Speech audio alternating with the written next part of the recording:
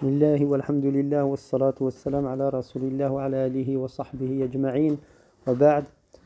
On voit donc deux nouveaux noms parmi les noms d'Allah Azza wa Jal par le biais de l'étude du livre de Cheikh Abd al-Razzaq ibn Abd al-Muhsin al-Abbad al-Badr.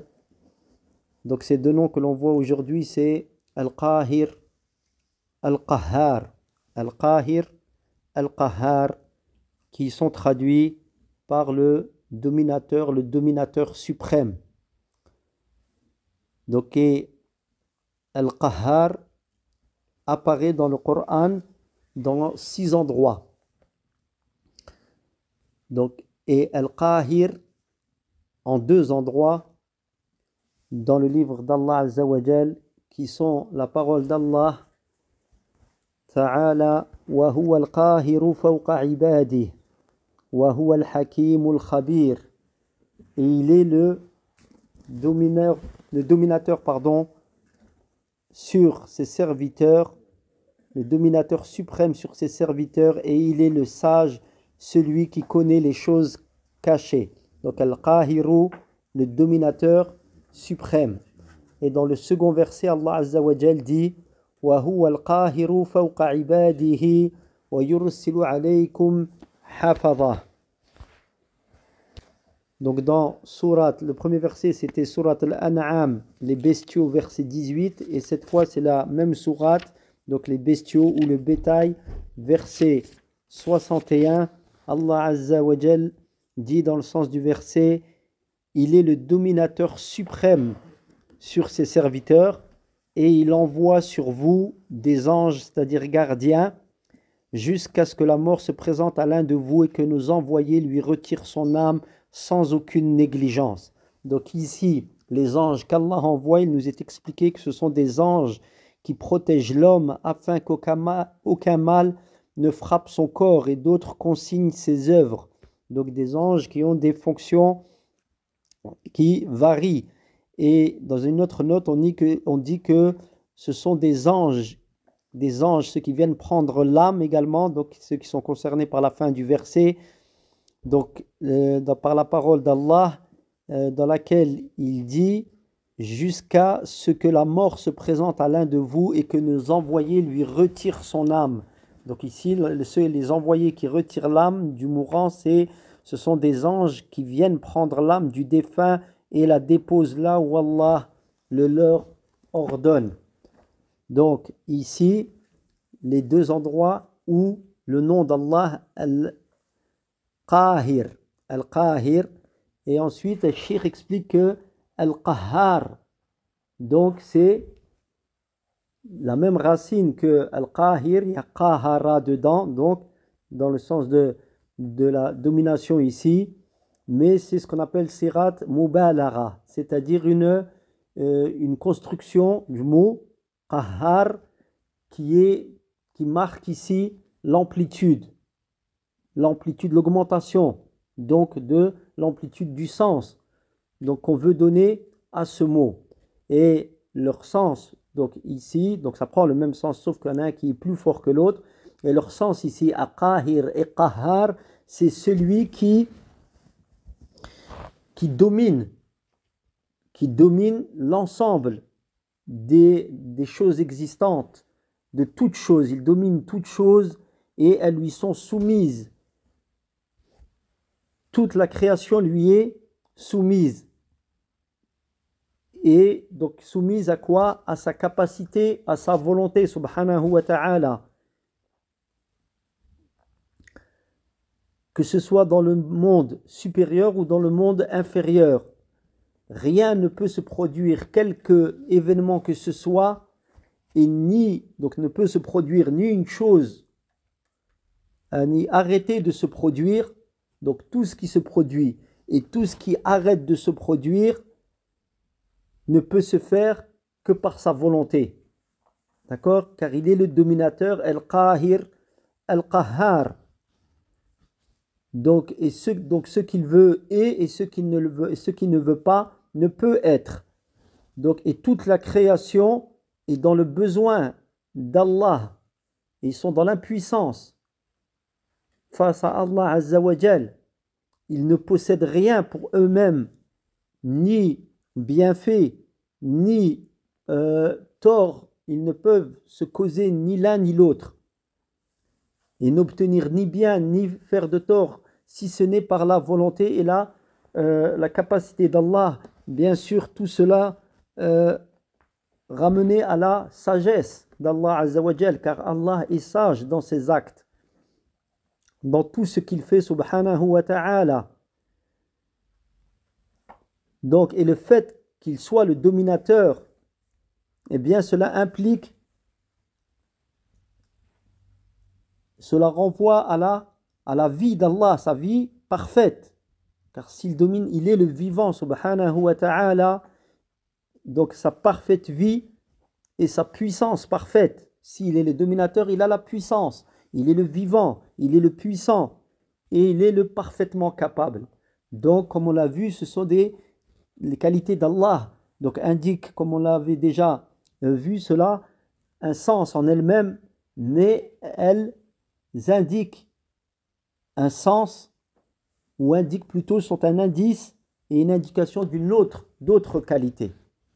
Le dominateur suprême ici ne l'est que parce que justement il a la perfection de la vie, la perfection de la puissance et de la capacité. Sinon il ne serait pas le dominateur suprême. Donc des perfections, des qualités, des attributs de perfection qui indiquent d'autres attributs de perfection.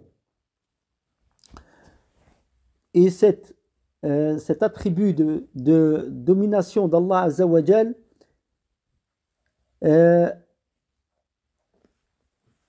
donc représente un indice et un témoin de son unicité.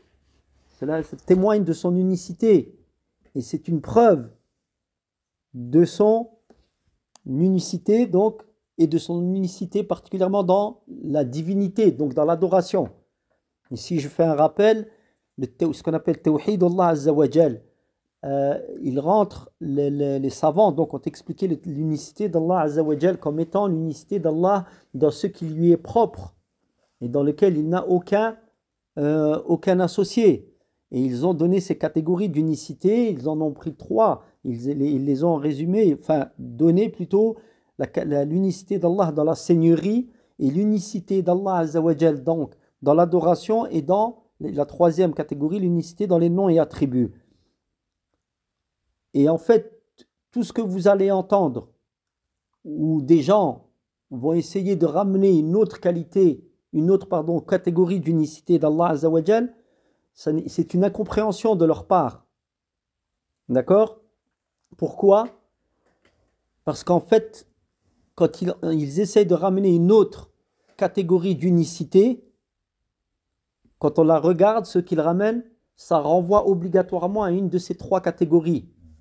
On voit ça beaucoup chez des innovateurs qui viennent, des semeurs de troubles, qui viennent et qui essaient d'argumenter sur le fait que pour s'autoriser et autoriser et légitimer le fait, par exemple, de sortir contre les détenteurs du pouvoir musulman, les Khawarij, donc cette catégorie de gens qui existe depuis l'aube de l'islam, c'est-à-dire juste après la mort du prophète sallallahu alayhi wa sallam, ils sont sortis contre Uthman, radiyallahu anhu, le 3e calife, contre Ali, le 4e, et ça n'a cessé de continuer jusqu'à nos jours. Et on est témoin de ça. Donc ces discours haineux contre les musulmans et contre le genre humain en général, cela, en essayant de légitimer cela par des versets du Coran, en les sortant complètement de leur contexte. Donc ces gens-là, ils viennent et ils disent oui, il y a une quatrième catégorie du tawhid. Il y a certes l'unicité d'Allah dans la seigneurie, l'unicité d'Allah Azza wa Jal dans la divinité, l'adoration, et l'unicité d'Allah dans les noms et attributs, mais il y a l'unicité d'Allah dans le jugement. Dans le jugement, c'est-à-dire que le jugement, il appartient à Allah, on ne doit juger que par la loi d'Allah. Et il ramène cela comme si les savants qui nous ont précédés ont omis cela. alors qu'en réalité, c'est complètement infondé cette parole dans la mesure où l'unicité dans le jugement, c'est une unicité qui revient à quoi? Si on parle du jugement d'Allah, alors c'est l'unicité de quoi? De la seigneurie. Naam, car à lui appartient la création, à lui appartient la gestion, à lui appartient le royaume, donc le jugement fait partie de cela. Et si on parle de nous qui devons juger d'Allah, selon le jugement d'Allah, et c'est ce qu'il vise en fait ici, ça renvoie à quoi ici? At-tawhid al-uluhiyya. Parce que le fait de juger par le nom, par ce qu'Allah a fait descendre, c'est quoi? Descendre, c'est une adoration. C'est l'unicité dans l'adoration. Donc ils viennent et ils mettent, entre guillemets, le doigt sur cela en croyant que c'est quelque chose qu'ils ont ramené de nouveau, mais en réalité ils ne font que essayer de, je répète, de légitimer des actes qui sont infondés dans le din. Donc c'est ça la différence des gens, des hommes qui croient en Allah Azza wa Jal, qui croient en ses noms et qualités, qui croient en ses attributs, mais pour adorer Allah Azza wa Jal, ils utilisent une voie, et c'est ça qui est très important à connaître, ils utilisent une voie qui n'est pas légiférée par Allah Azza wa Jal. Et c'est pour cela qu'ils tombent dans l'égarement et commettent des choses qui sont innommables et au nom d'Allah Azza wa Jal. Alors qu'en réalité, le musulman, il n'a qu'une voie à suivre, c'est la voie du prophète sallallahu alayhi wa sallam dans son appel à Allah subhanahu wa ta'ala.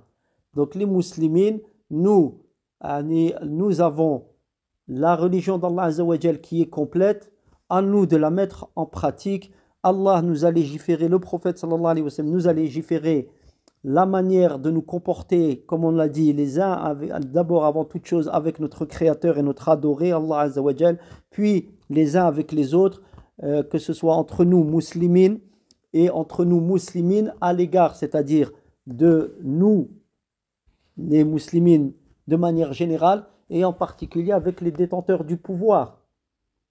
Donc tout cela a été légiféré par Allah Azza wa Jal, et on ne peut sortir de l'islam quelqu'un que sur une preuve du livre d'Allah subhanahu wa ta'ala et de la sunna du prophète sallallahu alayhi wa sallam avec la compréhension de nos pieux prédécesseurs. Donc ici c'est pour bien marquer une chose, c'était une introduction cela, pour marquer qu'en fait, ce que je voulais dire, c'est que Tawhid al-Uluhiyya, donc l'unicité d'Allah dans la divinité, d'accord, parce qu'il dit ici, le cheikh, il explique que le fait de confirmer l'unicité d'Allah Azza wa Jal, c'est-à-dire cet attribut d'Allah de la domination, ça indique, il a dit, cheikh, et j'ai ouvert ma parenthèse à ce moment, ça indique l'unicité d'Allah Azza wa Jal, d'accord? Et donc son unicité, dans quoi en particulier? Dans l'adoration, parce qu'il est le dominateur suprême. Et c'est ça que je voulais marquer ici, c'est qu'on appelle ce tawhid que l'uluhiyya, en fait, il a deux noms. C'est tawhid al-uluhiyya, l'unicité d'Allah dans la divinité. D'accord? Dans la divinité. Et ça porte un autre nom, ça s'appelle tawhid al-ibada, l'unicité dans l'adoration. Pourquoi ça porte ces deux noms? Parce que l'unicité d'Allah dans l'uluhiyya, c'est-à-dire de la divinité d'Allah sur ses serviteurs. Et l'ibada, c'est toute l'unicité d'Allah des serviteurs vers le Créateur, par l'adoration. D'accord? Et tout en sachant que l'uluhiyya, en fait, c'est le sens aussi, c'est l'adoration, comme on l'avait vu, parce que Allah, le nom d'Allah, ilah, ça vient de ilah. Al-ilah, Allah, donc l'adorer en arabe. L'adorer. Donc il dit, le cheikh nous explique que le fait, donc cet attribut d'Allah Azza wa Jal de dominateur, donc et le nom Al-Qahir, Al-Qahhar, le dominateur suprême, et ce qu'il implique, et son sens, sont une indication de son unicité dans l'adoration et dans la divinité au sens. Quand on entend ici sens de divinité, c'est effectivement également donc l'adoration et le fait qu'Allah Azza wa Jal soit celui qui mérite celle-ci en toute exclusivité. Donc, et le nom d'Allah Al-Qahhar, comme on l'avait évoqué, il apparaît 6 fois dans 6 endroits du Coran.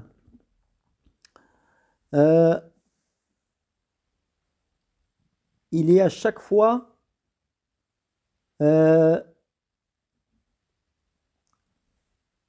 il est annexé, pardon, pas annexé, il est, comment dire, il est accolé au nom d'Allah Azza wa Jal, Allah et Al-Wahid. D'accord? Il est à chaque fois avec les deux noms, il est cité avec ces deux noms-là.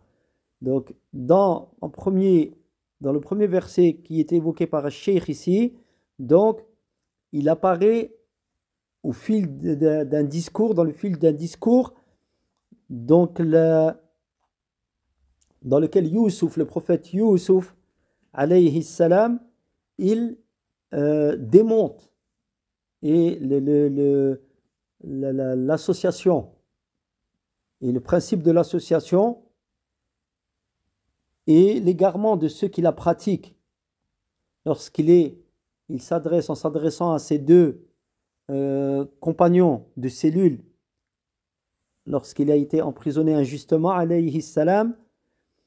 Donc Allah Azza wa Jal dit en évoquant cela, en faisant parler Youssouf, Ya sahibayi sijni a'arbabun mutafarriquna khayrun amillahu al-wahidul qahhar ما تعبدون من دونه إلا أسماء سميتموها أنتم وآباؤكم ما أنزل الله بها من سلطان إن الحكم إلا لله أمر ألا تعبدوا إلا إياه ذلك الدين القيم ولكن أكثر الناس لا يعلمون. Donc dans la sourate Youssouf, les deux versets 39 et 40, donc Allah Azza wa Jal évoque ces paroles de Youssouf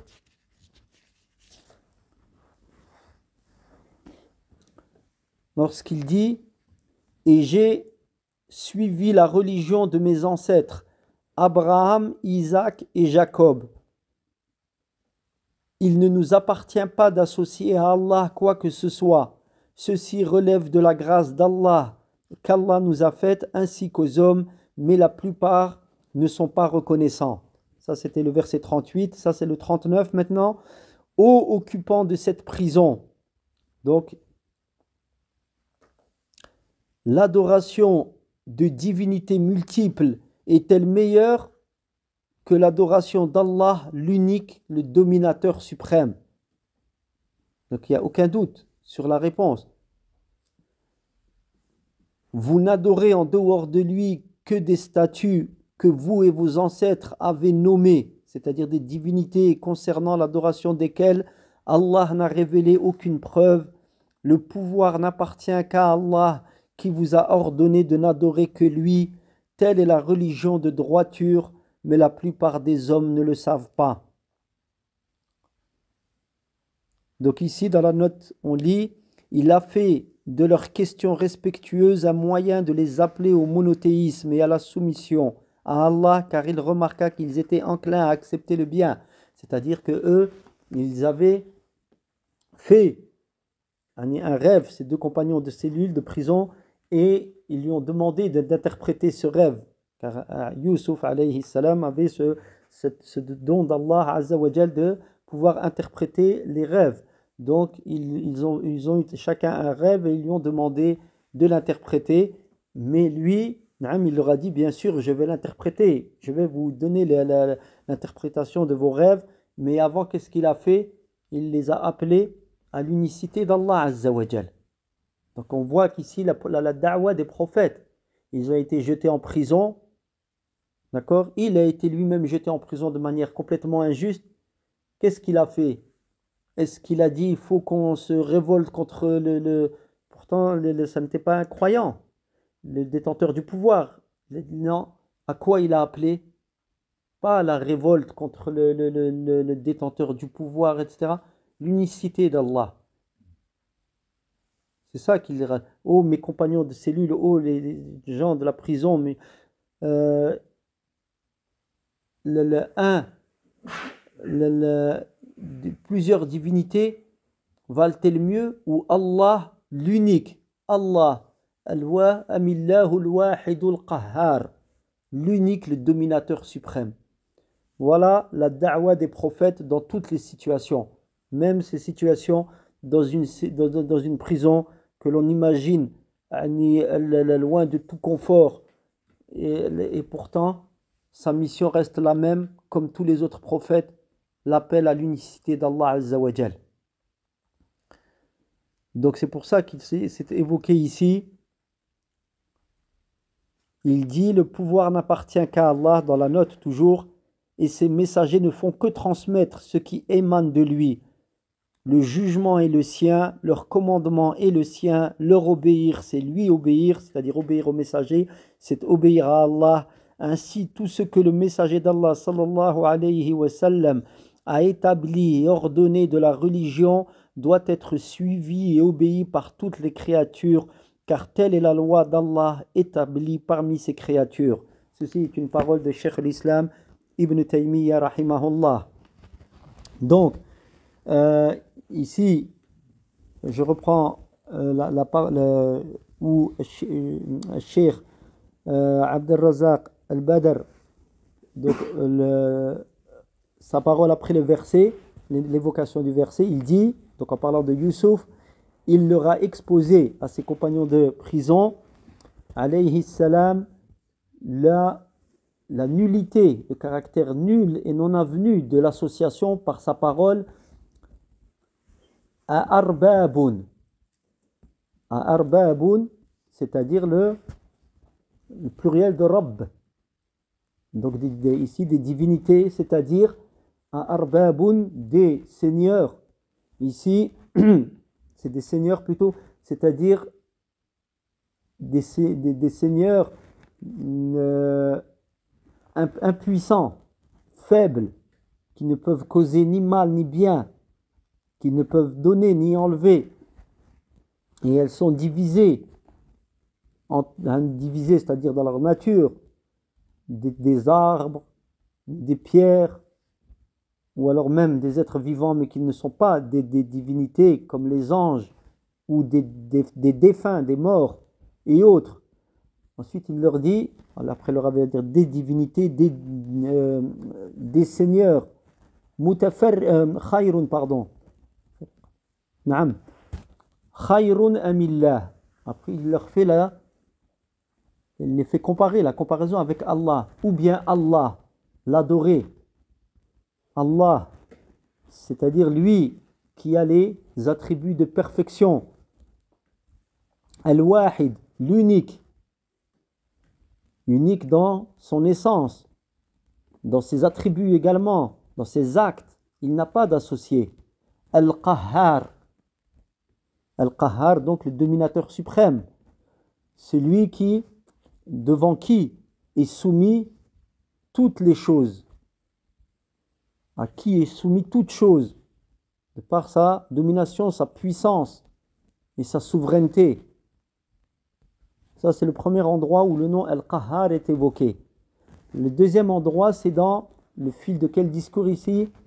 Discours d'anéantissement, d'arguments des associateurs dans leur prise de divinité, d'idole et d'ego à Allah, alors qu'elle ne possède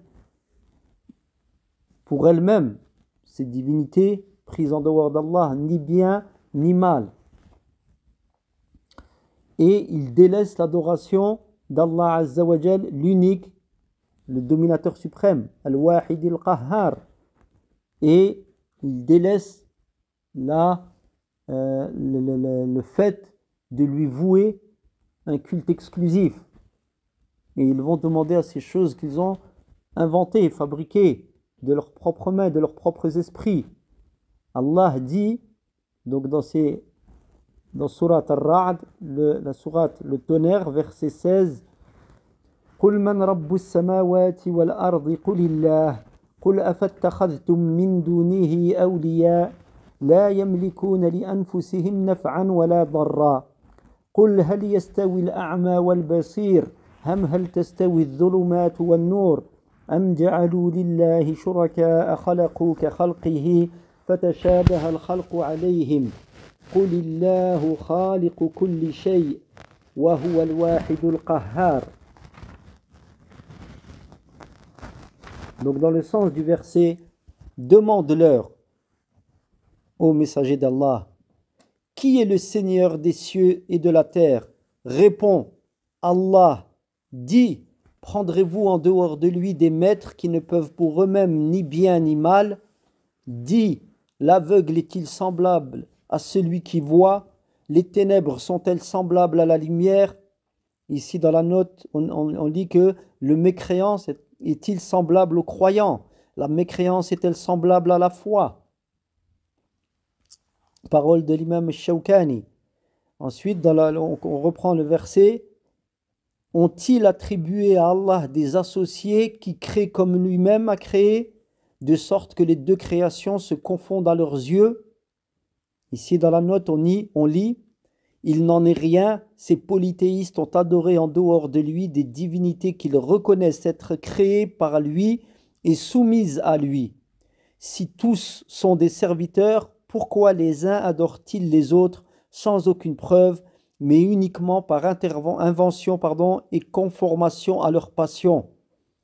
Ensuite, la fin du verset, dis-leur, Allah est le créateur de toutes choses, il est l'unique, le dominateur suprême. Ensuite, le cheikh, expliquant ce verset, ramène une parole de cheikh Sa'di, qu'Allah lui fasse miséricorde, dans son interprétation du Coran de ce verset, exposant la signification du nom d'Allah, Al-Qahir, Al-Qahhar. Donc, il expose la signification du nom d'Allah et par là, comment cela démontre la croyance de ceux qui pratiquent l'association. Il dit, Cheikh Sa'di, dans le sens de sa parole, l'unicité et la domination ne peuvent être qu'à Allah Azza wa Jal. On ne peut les trouver ailleurs. Les créatures sont, en tant que telles, des créatures dominées par un créateur au-dessus d'eux, qui les, donc, comme on l'a dit, qui les domine complètement.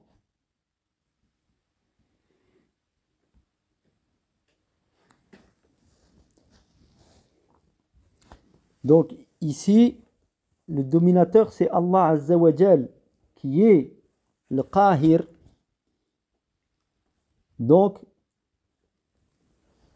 au-dessus de tout Qahir, car il peut qu'il y ait des gens dominent, des créatures dominent d'autres créatures, mais Allah Azza wa Jal, au-dessus de chaque dominateur, il y a un dominateur. Et Allah Azza wa Jal, donc ici, la domination des dominateurs, chaque dominateur est lui-même dominé, d'accord?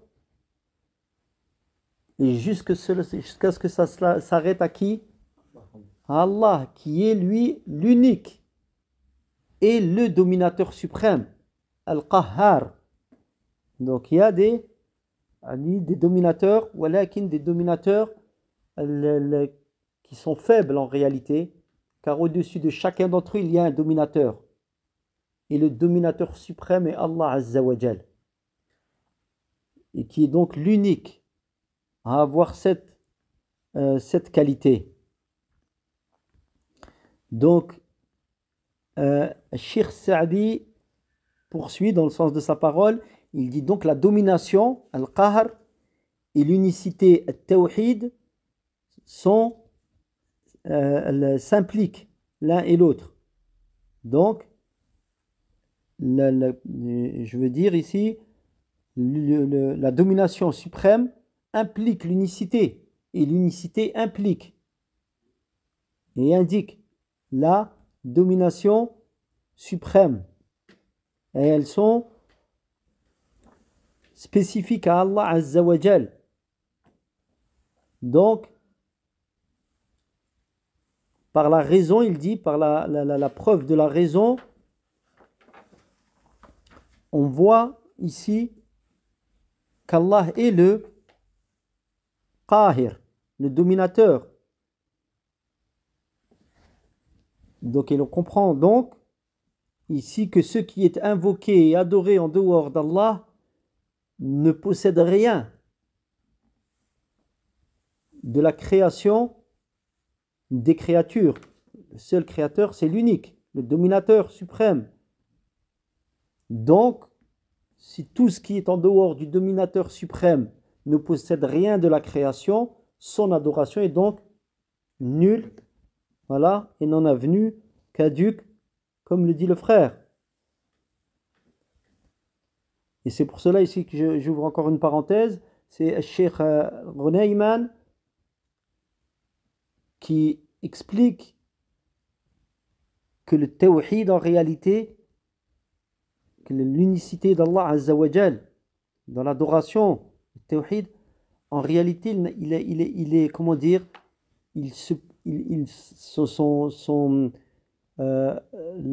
sa réalité, sa vérité, je dis ça avec les mots de ce que j'ai entendu de lui, avec mes mots, elle est éclatante. Personne ne peut rejeter ça. Tout le monde le sait. Tout le monde à tout niveau d'intelligence, tout niveau de raison, tout niveau. Une personne, elle ne peut que reconnaître l'unicité d'Allah Azza wa Jal. C'est ancré dans les gens.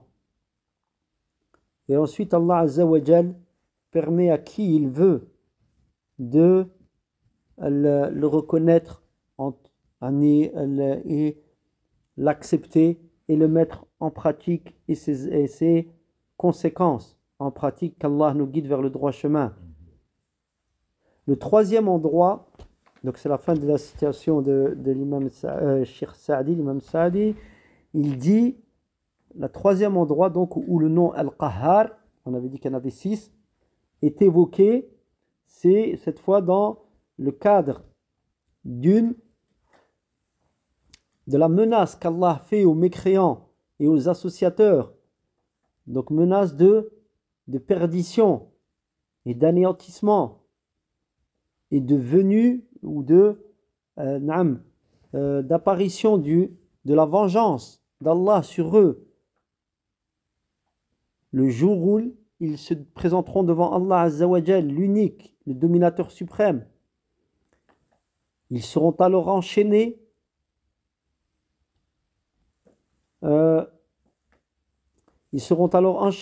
et ils auront des vêtements de goudron et le feu enveloppera leur visage. Allah dit يوم تبدل الأرض غير الأرض والسماوات وبرزوا لله الواحد القهار وترى المجرمين يومئذ مقرنين في الأصفاد سرابيلهم من قطران وتغشى وجوههم النار ليجزي الله كل نفس ما كسبت إن الله سريع الحساب. Donc dans la sourate Ibrahim, sourate Abraham, les versets 48 à 50, Allah Azza wa Jal dit dans ceci, le jour où la terre changera d'aspect. Ici, il nous est expliqué, ou encore, selon les exégètes, le jour où la terre sera remplacée par une autre. Donc en parlant du jour de la résurrection, Allah poursuit en disant, dans le sens du verset, ainsi que les cieux, et où les hommes comparaîtront devant Allah, l'unique, le dominateur suprême. Dans le verset suivant, en ce jour, tu verras ceux qui se rendaient coupables de mécréance enchaînés les uns aux autres. Dans la note, on a également dit que chacun d'eux sera enchaîné avec son démon. Ou encore que chacun aura les pieds et les mains enchaînés et liés à son cou par un carcan. Ça, c'est une parole de Ibn al-Jawzi. Et le 50e verset, verset 50, leurs vêtements seront de goudron. Ici, on lit pour Ibn Abbas et d'autres, radiyallahu anhum, qatiran, ici, désigne ici le cuivre fondu.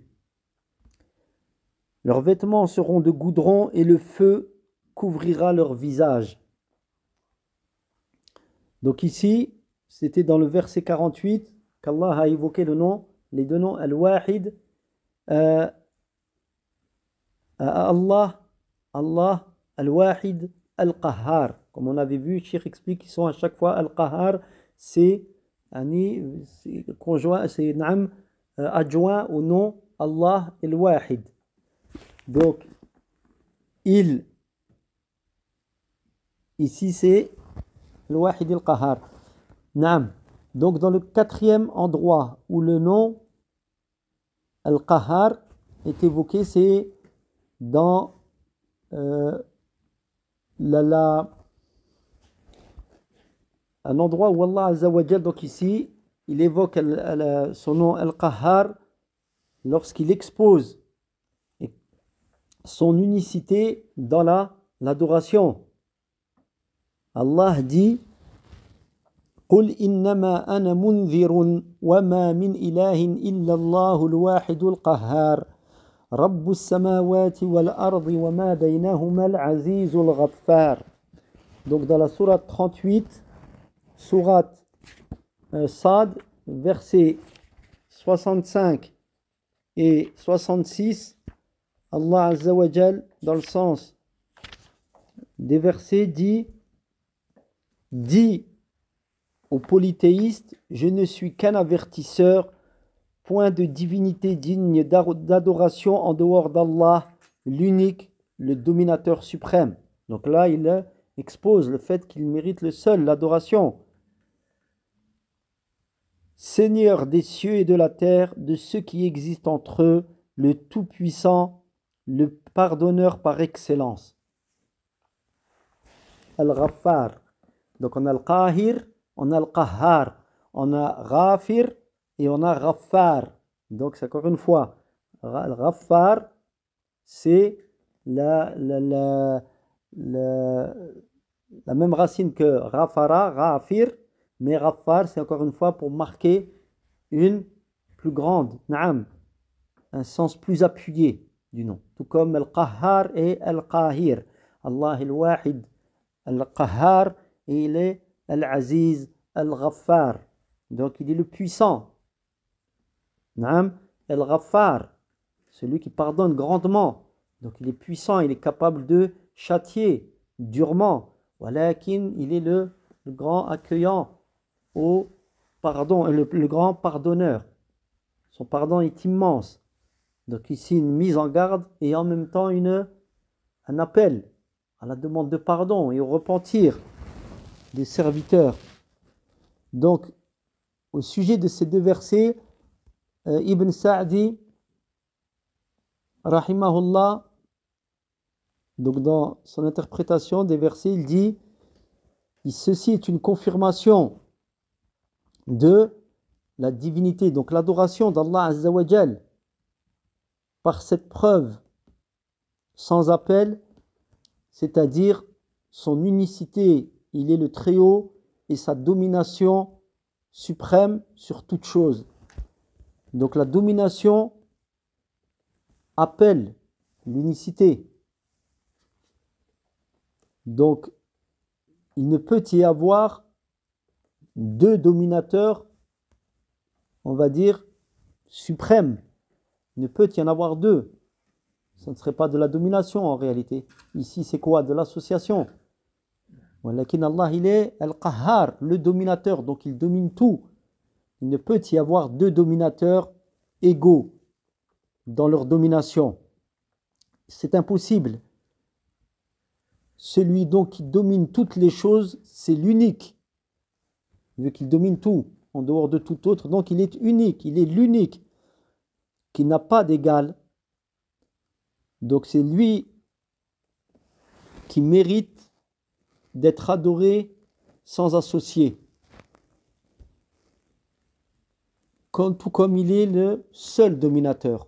Donc le seul adoré.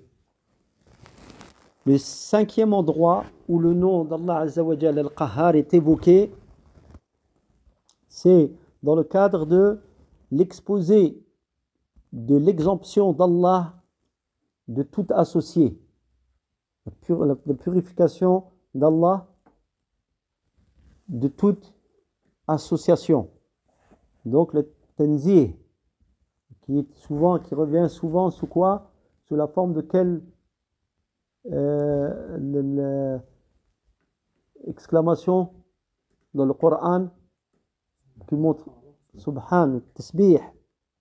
D'accord? Subhanallah. Subhanahu wa ta'ala amma yasifun. Subhanahu wa ta'ala amma yushrikun. Gloire à lui, exalté soit-il, pureté à lui. Ça montre quoi? Le fameux tasbih là? La purification, la pureté d'Allah, l'exaltation, c'est-à-dire l'exemption ici, comprenons, de tout défaut. C'est pour ça qu'il dit à chaque fois qu'il soit glorifié, qu'il soit exalté, subhanahu, subhanallah, amma yushrikun. Donc, pureté à lui, il est au-dessus de ceux qui lui associent, pureté à lui, il est au-dessus de ceux qui lui, de ce qu'ils décrivent, de ce par quoi ils le décrivent.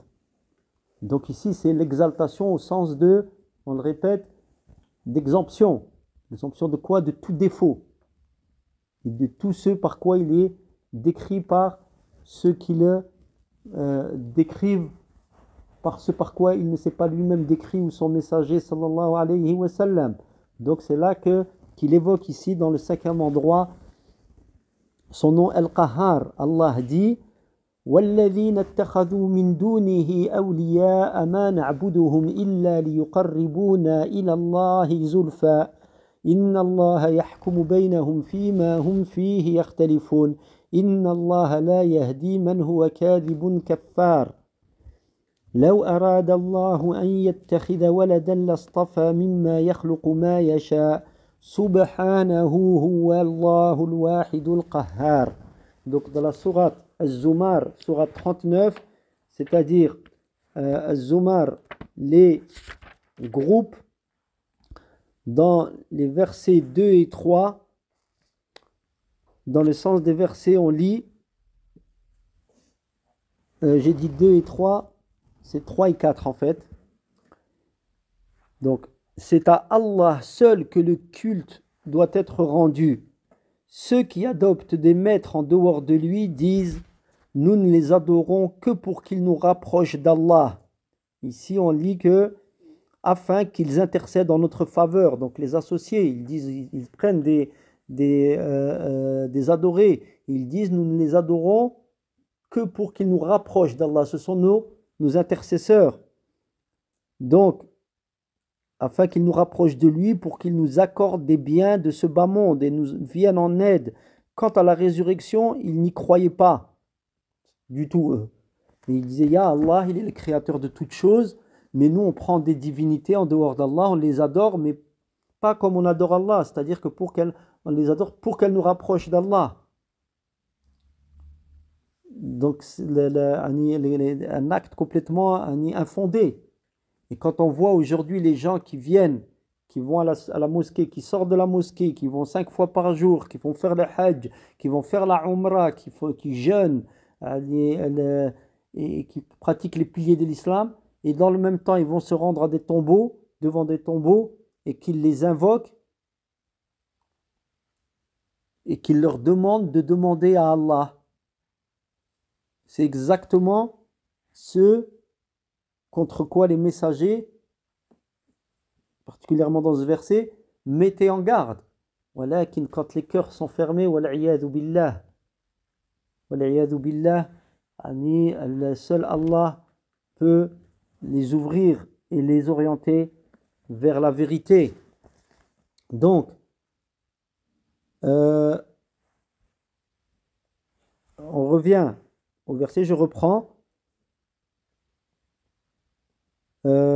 C'est à Allah seul que le culte doit être rendu.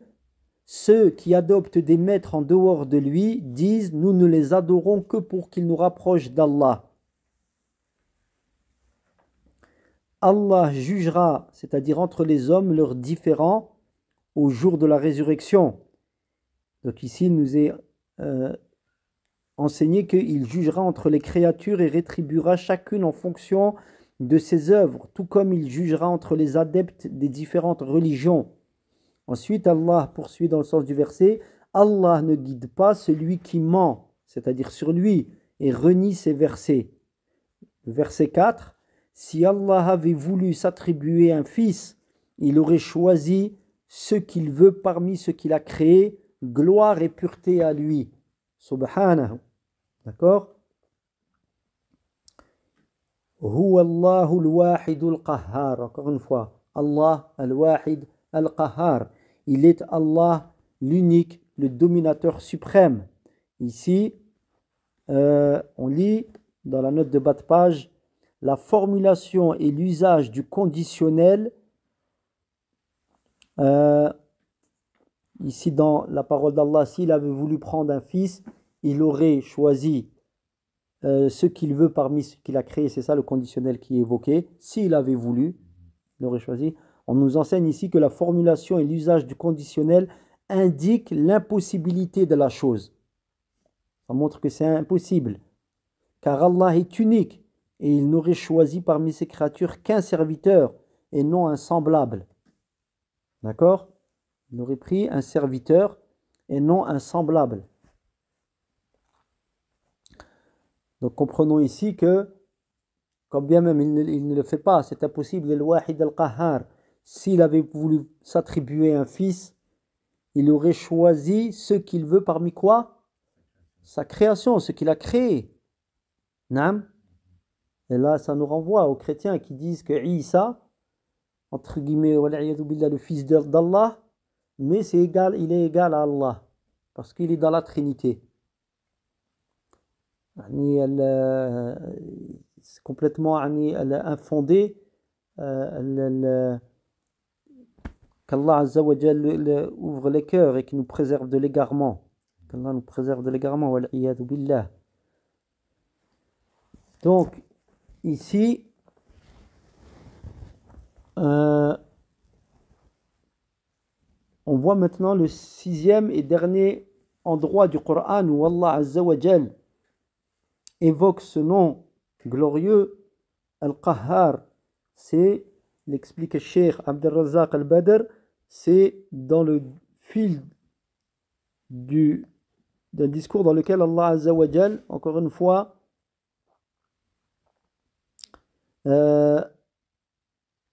les associateurs, le jour où les associateurs apparaîtront devant Allah, l'unique, le dominateur, l'unique, le dominateur suprême, Al-Wahid al-Qahhar, et aucune chose n'est cachée à Allah en ce jour et en toutes circonstances. Mais pourquoi en ce jour en particulier? Parce que c'est le jour où réellement les choses apparaîtront à la création tout entière.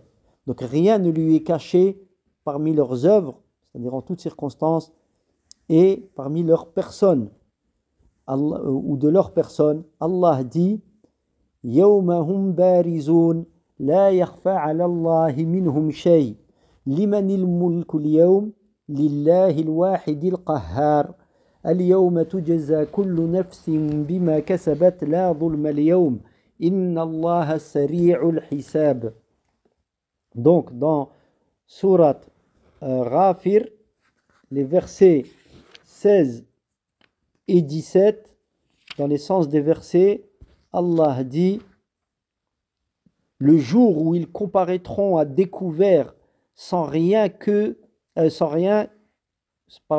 rien d'eux ne soit caché à Allah, qui leur dira: à qui appartient la royauté aujourd'hui? À Allah, l'unique, le dominateur suprême. En ce jour, verset 17, en ce jour, chacun d'eux sera rétribué selon ce qu'il aura acquis. Point d'injustice en ce jour. Allah est prompt à demander compte. Ici, on nous explique que la promptitude repose à la fois dans la disparition rapide de ce bas monde, laissant place au jugement, mais aussi dans la demande des comptes elle-même. Parole de Cheikh Al-Uthaymin, rahimahullah. Donc, le Cheikh explique, ensuite il dit, en cet endroit, dans le cadre qu'on vient d'évoquer, c'est-à-dire l'apparition ou lorsque les associateurs se retrouveront devant Allah Azza wa Jal, l'évocation du nom d'Allah Al-Qahhar, c'est-à-dire dominateur suprême, dominateur sur toutes les créatures, donc qui lui sont soumises et ils se tiennent devant lui avec humilité, humiliation. Donc elles lui seront complètement soumises en ce jour, durant lesquels les visages seront baissés devant le vivant, celui qui fait subsister toute chose et qui subsiste par lui-même. Donc tous les endroits dans lesquels le nom Al-Qahhar, ces 6 endroits où le nom d'Allah Al-Qahhar, le dominateur suprême, a été évoqué, eh bien, ils indiquent clairement la relation et l'implication entre les deux noms d'Allah, Al-Wahid et Al-Qahhar. Donc, ils sont évoqués ensemble, ça veut dire, comme on l'a déjà vu, il y a une sagesse là-dedans. Donc l'unique Al-Wahid ne peut être que dominateur. Et le dominateur ne peut être qu'unique. Donc unique dans tout ce que l'on a évoqué. Sa seigneurie, son adoration et ses noms et attributs. Et il n'y a aucun doute que cela annule toute idée donc d'association avec Allah d'autre que lui, et également rend caduc le fait de prendre des égaux à Allah Azza wa Jal, qui est le Al-Wahid Al-Qahhar, l'unique, le dominateur suprême. Il est le seul donc qui mérite d'être adoré. Comment lui donner des égaux alors qu'il n'y a que le Créateur et la création du Créateur? Comment aller chercher dans la création quelqu'un à adorer alors que le Créateur, que tu reconnais être le Créateur, t'a ordonné de n'adorer que lui? Et c'est là qu'on voit réellement qu'Allah guide qui il veut. On voit des hommes qui ont étudié beaucoup en religion, et pourtant le shaitan réussit à jouer avec eux et il donne des fatawa qu'il est autorisé d'aller devant une tombe, et cela caché par des arguments fallacieux, plus les uns que les autres, que non, ça n'est pas de l'adoration, c'est simplement une recherche de bénédiction de l'endroit. Cet homme était pieux, alors voilà, Allah Azza wa Jal met la vraie compréhension de la religion, de l'unicité d'Allah dans le cœur de qui il veut parmi ses serviteurs. Et c'est pour ça que l'affaire est très grave, l'affaire est doit être prise au sérieux. Au sujet cette affaire de ce qu'on appelle tout le temps et qu'on répète, At-Tawhid, l'unicité d'Allah. Pourquoi Allah Azza wa Jal, dans le Coran, il évoque que ses serviteurs, il parle d'Ikhlas, Mukhlisin, surat al-Ikhlas, le premier ordre qui vient dans le Coran, c'est l'ordre d'adoration d'Allah unique. Ya ayyuhan nas u'budu rabbakum alladhi khalaqakum. et il donne la raison en un verset, le premier verset, c'est-à-dire l'ordre, la première injonction du Coran dans Surat Al-Baqarah, c'est une injonction où il appelle les hommes et il leur dit adorez votre Seigneur. Adorez votre Abudu Rabbakum, votre Seigneur. Et nous on connaît le sens de Seigneur, alhamdulillah, celui qui vous a créé. Et il nous le répète, il nous le dit. Alladhi khalaqakum, celui qui vous a créé, ainsi que ceux qui étaient avant vous. Abudu Rabbakum alladhi khalaqakum walladhina min qablikum. Il conclut فلا تجعلوا لله أندادا وأنتم تعلمون. N'accordez donc pas d'égal à Allah alors que vous savez. Première injonction. Et le Coran, comme il débute par le tawhid, Alhamdulillahi Rabbil Alamin, Ar-Rahman Ar-Rahim, Maliki Yawmiddin, Iyyaka na'budu wa Iyyaka nasta'in. C'est le tawhid. Il est conclu, la dernière sourate, Qul a'udhu bi rabbin nas, malikin nas, ilahin nas. Je demande protection contre le Seigneur des hommes, le souverain, le roi des hommes. Ilahin nas, l'adoré des hommes, le Dieu des hommes, c'est-à-dire Dieu au sens d'adorer, c'est l'ilah. Il ouvre le Coran, subhanahu wa ta'ala, par l'unicité, il conclut par l'unicité. L'affaire, le Coran, le dernier livre révélé à l'humanité, et qui restera inchangé jusqu'à ce qu'Allah le fasse disparaître, comme il a expliqué le prophète sallallahu alayhi wa sallam. Il restera le Coran tel qu'il est. Allah le dit, Inna nahnu nazzalna adh-dhikra wa inna lahu lahafidhun. Nous avons descendu le rappel et nous en sommes le gardien. Et tout comme il a descendu le Coran et il en est le gardien, il a descendu la sunna. Car ce verset, il concerne aussi la sunna du prophète. Elle a été préservée. Le prophète sallallahu alayhi wa sallam, il a dit, j'ai reçu le Coran et son équivalent avec lui. Qu'est-ce que c'est l'équivalent? C'est la sunna. Tu ne peux pas comprendre le Coran sans la sunna. Tu ne peux pas pratiquer ta religion sans la sunna. Les gens aujourd'hui prennent le Coran et ça devient un sujet de... c'est une mode passagère où là, je ne sais pas, il commence à... c'est une vague, les gens s'intéressent au Coran, etc. Et après, on retrouve des gens, n'importe qui peut dire n'importe quoi sur le Coran. Alors qu'en réalité, tout reste bien réglé, à savoir rester sur la voie du prophète Mohammed sallallahu alayhi wa sallam, qui est évoqué dans le Coran en pratiquement 40 endroits, dans des endroits dans lesquels Allah Azza wa Jal nous ordonne de suivre le prophète sallallahu alayhi wa sallam. Tu ne peux pas te dégager de la voie du prophète sallallahu alayhi wa sallam et prétendre être un musulman. C'est impossible. Donc ici, on répète ce qu'a dit le Cheikh, Al-Wahid Al-Qahhar, l'un implique l'autre. Le dominateur suprême ne peut être qu'un. Et celui qui est un est le dominateur suprême. Donc, Ibn al-Qayyim, rahimahullah, explique le Cheikh, dit à ce sujet, le dominateur suprême, Al-Qahhar, ne peut être qu'un, wahidan. Car s'il avait un égal avec lui,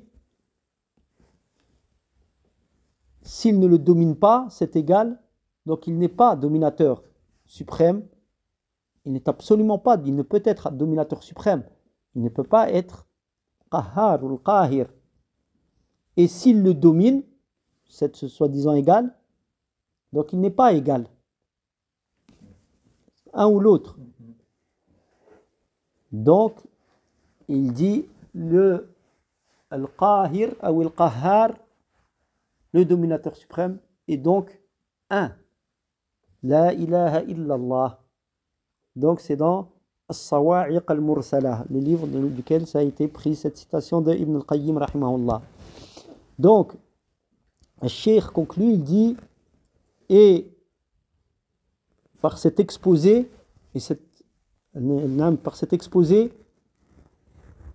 euh, apparaît clairement donc l'implication entre l'unicité et la foi. L'unicité, naam, entre l'unicité, le tawhid, et la foi dans ce nom, Al-Qahhar. Donc l'unicité, c'est en relation et implique de quoi? Le sens du nom Al-Qahhar, le dominateur suprême. Donc, et le fait qu'il soit, de confirmer qu'il soit unique dans sa domination, qu'il soit glorifié, eh bien, cela implique qu'il soit le seul qui mérite d'être adoré. Et c'est ainsi que l'on sait, ou que l'on conclut très simplement, le non fondé de l'associationnisme, d'accorder à Allah un égal dans son adoration, dans sa seigneurie, dans ses noms et attributs. Comment est-ce qu'une chose faite de terre peut être égale au Seigneur des divinités, c'est-à-dire au Seigneur de toutes choses, c'est-à-dire au Seigneur de ces divinités qui sont prises faussement comme adorées en dehors d'Allah Azzawajal. Allah est le Seigneur de toutes choses. Ces choses faites de terre, ces choses faites des pensées, certains ont des opinions, c'est-à-dire qu'ils prennent pour divinité en dehors d'Allah Azzawajal. Comment? Alors que toutes ces choses, même la pensée de l'homme, n'existait pas. Et Allah, c'est Al-Wahid. Al-Wahid, Al-Hayyu, Al-Qayyum, le vivant, qui n'a pas, qui n'a pas été dans la vie, c'est la vie parfaite, qui n'a pas été précédée de mort ou d'inexistence, ou qui ne sera pas suivie de mort ou d'anéantissement. Donc, Al-Qayyum, qui subsiste par lui-même et qui fait subsister toute chose. Donc, explique le Cheikh, comment peuvent être élevés ou élever les créatures dominées au rang d'Allah, l'unique, le dominateur suprême. Gloire à Allah, il est plus haut que ceux qui lui associent, et exalté soit Allah, et purifié, exempté de tous ceux par quoi ils le décrivent. Wallahu a'lam wa sallallahu ala nabiyyina Muhammad wa ala alihi wa sahbihi ajma'in.